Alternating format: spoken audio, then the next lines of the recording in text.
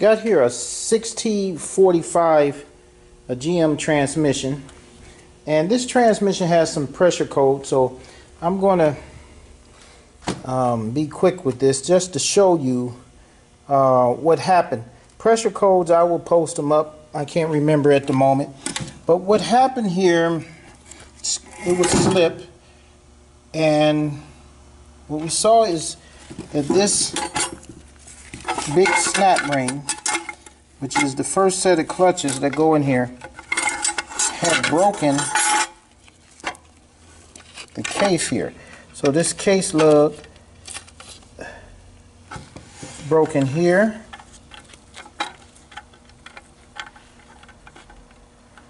right there, and it was broken right here.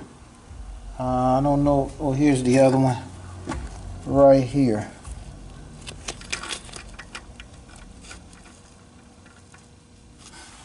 Alright, now when this happened, you got to get another case. You might can weld it, but really it's best to get another case because this is definitely going to be weak. And this is a snap ring that has to go underneath the lug that was broken off right here and broken off right here. Okay. However, also we saw that the thick pressure plate that the case was, that the snap ring was holding out, was broken in many different pieces. Now, I've never seen this happen before. I don't know why it broke like this, but this is a thick plate. So that broke. Then there was another one that's at the bottom. This is a thick plate here. It cracked. As you can see, that's a crack there. So whatever happened was strong enough to damage these very thick plates.